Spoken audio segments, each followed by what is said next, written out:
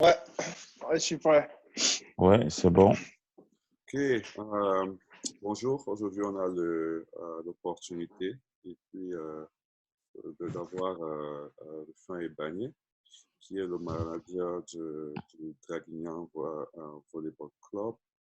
Et euh, nous allons parler ensemble de son club, de, euh, de son implication dans le club et puis aussi comment est-ce que c'est une stratégie dont il a la maîtrise dans son club, puisse se traduire dans le contexte du Cameroun. Ça, c'est les grandes lignes de notre conversation.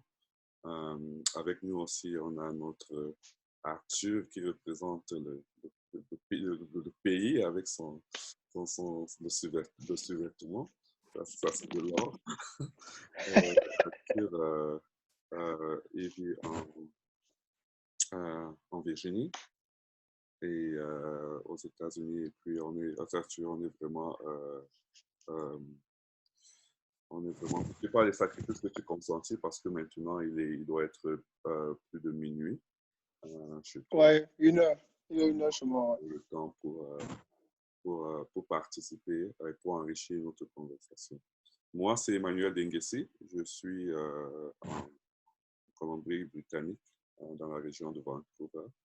Euh, ce forum est beaucoup plus pour édifier et supporter nos frères et sœurs dans l'encadrement, la formation des jeunes au pays et aussi pour mieux se connaître et puis taper sur les ressources qu'on a, comme M. Rufin Bagné, euh, que l'on ne devrait pas négliger parce que c'est des personnes ressources qui puissent nous aider à pouvoir grandir dans, la formation des jeunes et puis dans l'amour du sport on partage ensemble.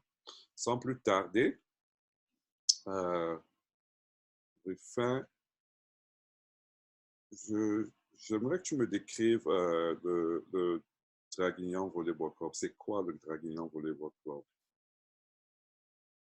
Draguignan Volleyball Club est un club familial euh, qui a eu des moments difficiles à mon arrivée.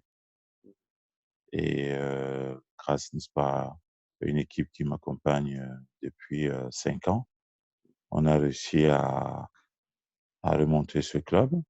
C'est un club qui est situé dans le sud de la France, pas loin du club référent qui a été, n'est-ce pas, un très grand club, Fréjus. Donc, il y a l'IceCam également qui est à côté. Et un peu plus loin, nous avons le Nice Volleyball Club. Donc, c'est une grande ville hein, qui est aujourd'hui compte un peu plus de 40 000 habitants.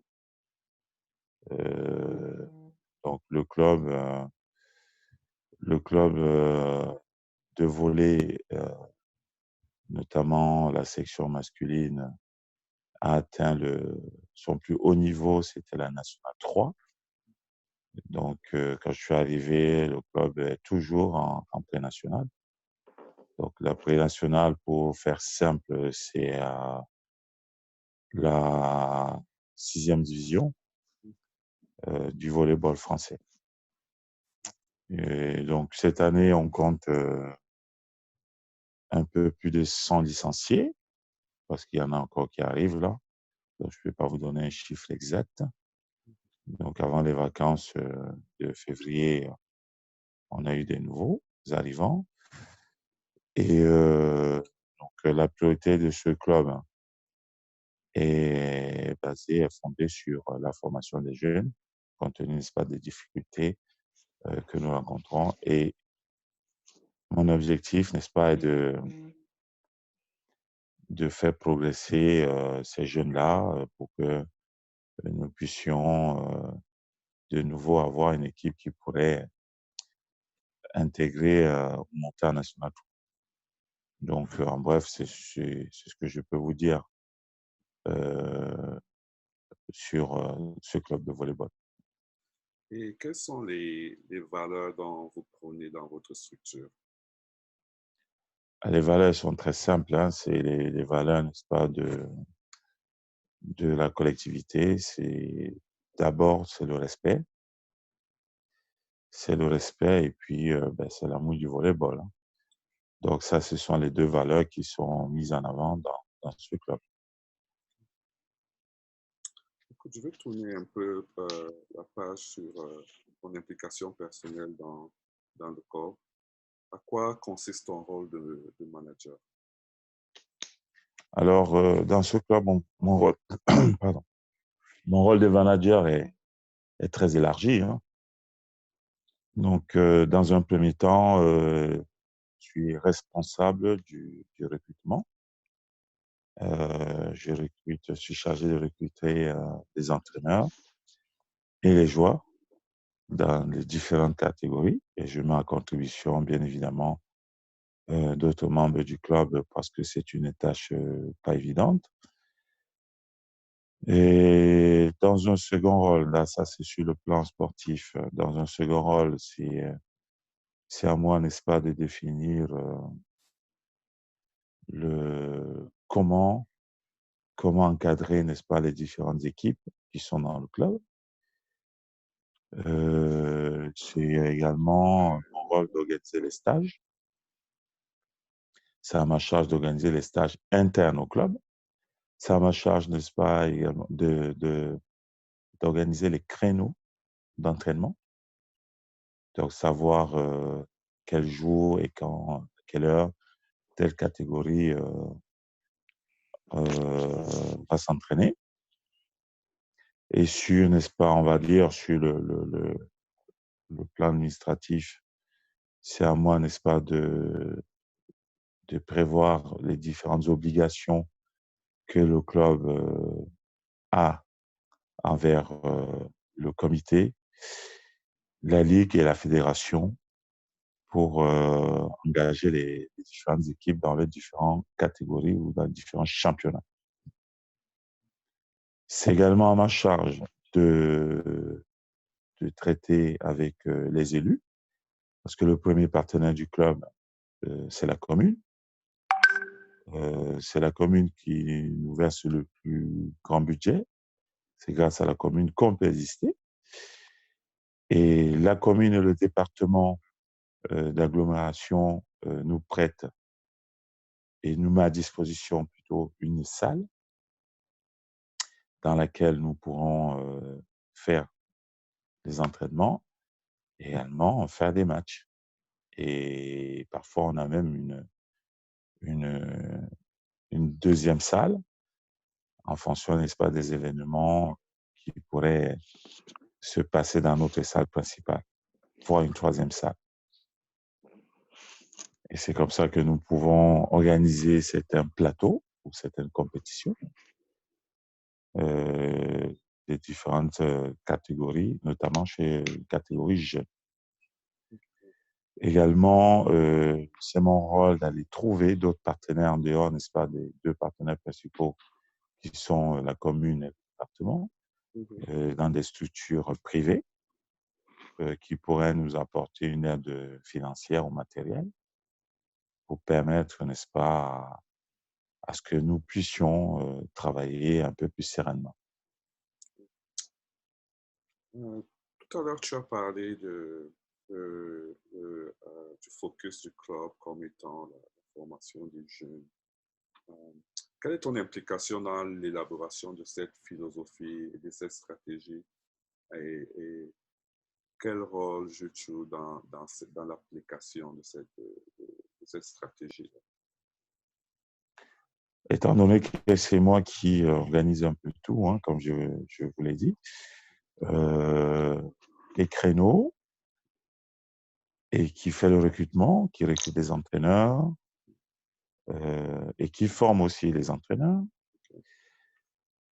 Et donc, c'est un peu plus facile, n'est-ce pas, d'avoir ou d'impliquer, n'est-ce pas, cette philosophie, ce style de jeu, parce que nos différentes catégories jouent pratiquement de la même façon, ce qui facilite, n'est-ce pas, l'intégration des plus jeunes dans des équipes, dans des différentes équipes qui pourraient être au-dessus de leur niveau, ou de leur tranche d'âge plutôt. Donc, simplement avec le dialogue, l'explication et la formation. Parce que quand je discute avec les collègues, on se met d'accord, n'est-ce pas, sur les différents styles et la façon dont nous pourrons encadrer les jeunes qui sont mis à notre disposition. Et parlant de ces jeunes-là, ma recherche dans la région et même au-delà de la région se traduisent à comment dire, un report positif de ton club au niveau de la section des jeunes.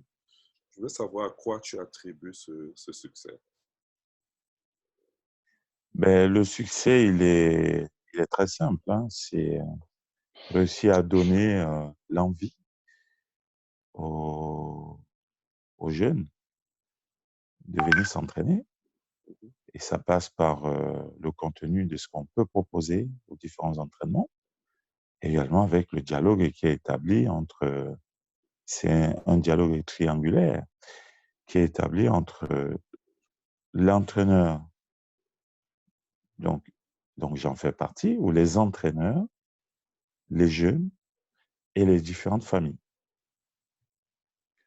Parce que très souvent, on néglige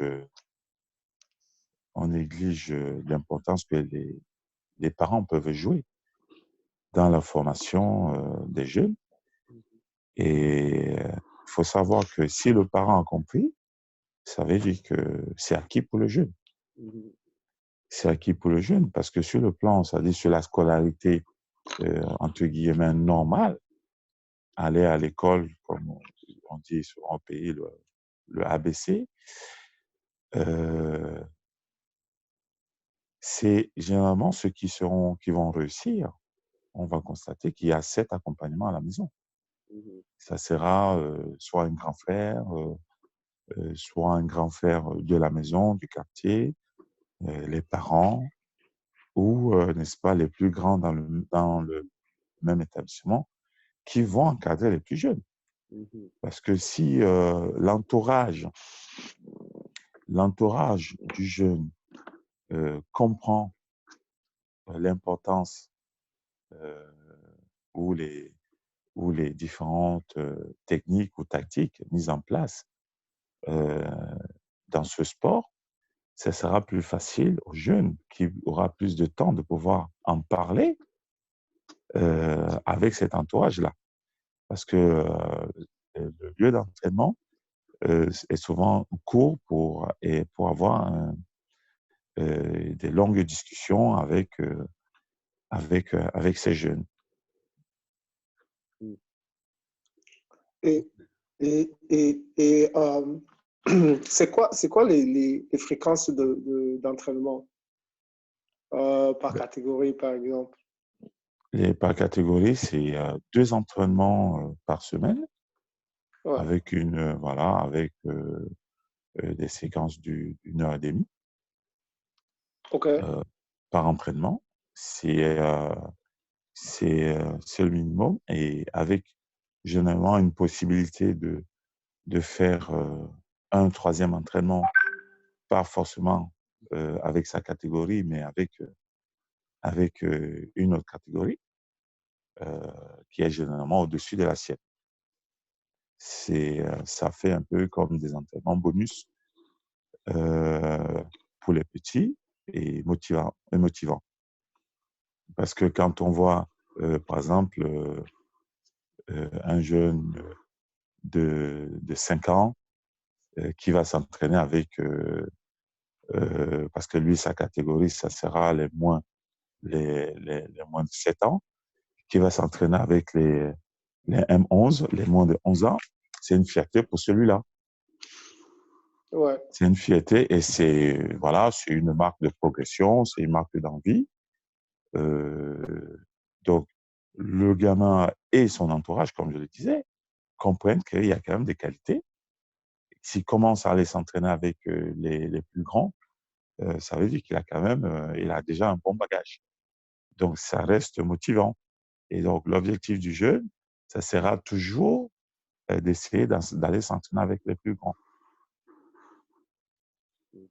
Ben, tu parlais tout à l'heure, par exemple, de la durée de l'entraînement d'une heure, 1h30. C'est Oui, ça, 1h30. 1 heure et demie, Et oui. aussi le manque de temps pour une quelconque discussion avec les joueurs. Oui, Mais moi, comme Emmanuel le disait à l'introduction, mon problème se situe beaucoup plus au niveau du travail psychologique des enfants. Parce que j'estime que c'est dès le bas âge qu'il faut donner toutes les informations, les bonnes informations aux jeunes athlètes pour qu'ils commencent à les, à les avoir, tu vois, à les utiliser au quotidien et qui fait oui. que quand ils atteignent l'âge mature, qu'ils sachent les utiliser, quoi. Parce que on se rend bien compte que on a beaucoup de gars qui sont talentueux, mais qui ont une faiblesse côté psychologique, tu vois. Donc, c'est quoi votre rapport dans votre centre? Comment est-ce que vous travaillez de ce côté-là? Euh, c'est, il y a différentes façons hein, Ouais. d'aborder. Voilà. Sur le plan psychologique, on- je pense qu'on ne Déjà, va tu as pas parlé, trop. excuse-moi de te couper, tu as parlé de l'entourage, de la famille, ce qui est Oui, déjà, ça c'est fait qu'il est déjà pas une bonne mal. base. Voilà. Ouais. Après, il y a des exercices, voilà, qui sont proposés hein, pour voir Mhm. si le jeune est capable de tenir. Et on peut mettre le jeune en situation d'échec dans les exercices pour voir ses capacités, n'est-ce pas, à résister et à tenir, notamment pour ceux qui font la compétition. On te met en difficulté et derrière, euh, il y a le discours de l'entraîneur qui est tenu autour, n'est-ce pas, de cette difficulté, comme quoi, soit on adopte une tactique où on va essayer, n'est-ce pas, de te pousser pour que tu ailles chercher un peu plus loin, que tu ne lâches pas, ou soit on va essayer, n'est-ce pas, de te voir en fonction de ta capacité également de la résister. On va essayer de te titiller un peu plus, notamment en utilisant des termes euh, qui ne vont pas te mettre en avant, qui ne vont non plus te ridiculiser. Simplement, on te met en échec et puis on te fait comprendre que euh, c'est peut-être parce que tu négliges certains aspects techniques ou des attitudes qui peuvent, qui peuvent justifier le fait que tu te retrouves, n'est-ce pas, dans cette difficulté. Et après, là où on va le plus parler avec les jeunes, parce qu'on aura le temps pour ça, c'est quand on organise des stages. OK. Lorsqu'on fait des OK. stages, voilà, lorsque Ouais. nous faisons des stages, là, on a la possibilité de prendre plus de temps pour expliquer, démontrer par la voie orale les différentes situations pour que le gamin puisse comprendre et certaines choses, d'une certaine façon, bien évidemment avec les moyens que nous avons. Et je veux un peu rester dans le même ordre d'idée et je voudrais tourner ça d'un point de vue euh, recrutement en tant que manager, lorsque Oui, tu, lorsque tu recrutes les entraîneurs, oui. quelle est quelle est l'importance de la capacité à pouvoir communiquer dans ton critère de sélection? Alors, le critère de sélection est très simple. Simplement, se rassurer que l'entraîneur n'a pas peur de s'occuper des jeunes. Parce que souvent, l'adulte a peur des jeunes ou des plus petits. Et c'est la raison pour laquelle on peut facilement avoir des dérives. Parce que la personne n'aura pas cette patience à pouvoir enseigner ou montrer ou démontrer ou se rassurer que le jeune ait compris ce dont il sera question au cours, n'est-ce pas, des différents entraînements. Se rassurer de ça, se rassurer que cet adulte aime les jeunes, parce qu'il faut les aimer. Il faut les aimer et se rassurer également que cet adulte est capable d'être humble, de savoir s'excuser s'il est nécessaire. Se rassurer que cet adulte a envie de partager ses connaissances. Se rassurer également que cet adulte est simplement motivé à adhérer au projet. Et enfin, se rassurer que l'adulte croit en ce projet. Parce que c'est pas évident, c'est vraiment pas évident de prendre, de s'occuper des jeunes qui souvent n'ont aucune connaissance du volleyball ou qui n'ont pas les notions de savoir s'entraîner pour pouvoir s'occuper, n'est-ce pas, de tout ce beau monde. Une fois que j'ai ces garanties, je prends, en ce moment, on procède au recrutement, où il y aura une période d'essai sur un mois. Pendant un mois, je vais, moi, accompagner cette personne pour me rassurer qu'elle est capable, n'est-ce pas, de tenir ses engagements. Donc, le recrutement, il se fait dans ce sens-là, dans l'idéal. Mais on rencontre une autre difficulté, c'est que nous sommes en manque de candidats. Nous sommes très souvent en manque de candidats. Et on est parfois obligé de recruter des gens peut-être qui ont cette vocation, mais simplement ne savaient pas comment s'y prendre. Donc, en ce moment, on procède à ce que moi je vais appeler une formation rapide de la personne. Si la personne a déjà eu à pratiquer le volleyball, donc souvent certaines notions techniques et tactiques pourront être rapidement compris par cette personne et, et, et, et on va avancer dans la formation, accompagner cette personne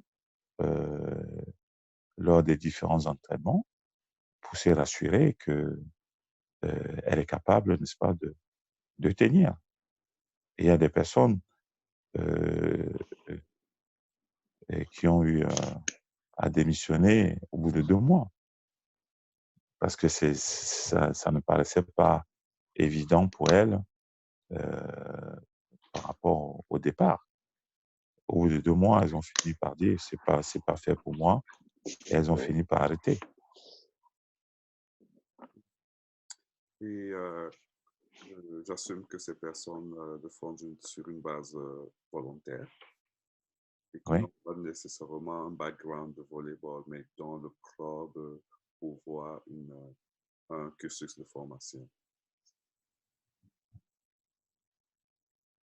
Je n'ai pas bien compris là. Je disais que ces personnes le font sur une base volontaire et Oui. elles n'ont pas nécessairement à avoir comment on dit, une histoire, un background de volleyball? Oui, ben, très souvent, hein, c'est rare d'avoir, n'est-ce pas, des personnes qui ont qui ont, je sais pas, qui ont eu un très bon niveau au niveau du volley et qui se retrouvent à la formation. Mhm, Pour moi, la formation, c'est en fait l'encadrement pour ceux qui sont censés être encadrés, notamment les jeunes. Tout est question de motivation, tout est question de croire à ses capacités à transmettre certaines connaissances.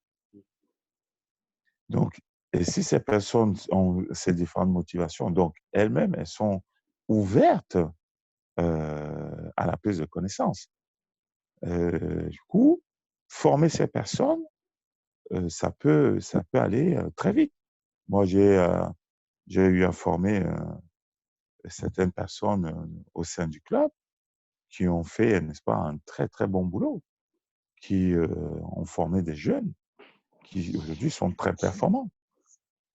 Ils sont très performants. Certains sont partis du club, certains, ils sont encore. Et c'est grâce à ces personnes-là qui étaient motivées, ces personnes qui ont compris comment, euh, comment faire travailler un jeune pour qu'il puisse performer. mhm. Et refais rapidement avant qu'on ne tourne sur le côté Cameroun de notre conversation. Quel est le ratio entraîneur-joueur dans votre philosophie de formation? Est-ce que c'est un entraîneur pour 4 joueurs, un entraîneur pour 8 joueurs? Comment est-ce que vous le voyez? Moi, je pense que euh, quand on est joueur, ça, beaucoup, ça donne certaines facilités euh, pour pouvoir former les jeunes. Mais ça n'explique pas tout. Mais il y a beaucoup d'avantages. Il y a beaucoup d'avantages. Et généralement, si cette personne a déjà été bien formée ou a eu un bon entraîneur, et que se projette dans la formation, ça a des avantages. Ça a beaucoup d'avantages. Je vais prendre un exemple sur Enfin, je ne vais pas te garde cet exemple. Je vais conclure la première partie oui, par rapport au temps. Donc, on va se retrouver dans quelques minutes pour cette deuxième partie et tu pourrais commencer par cet exemple-là et, oui, et on va transitionner sur le côté Cameroun. ok, Euh, ça marche.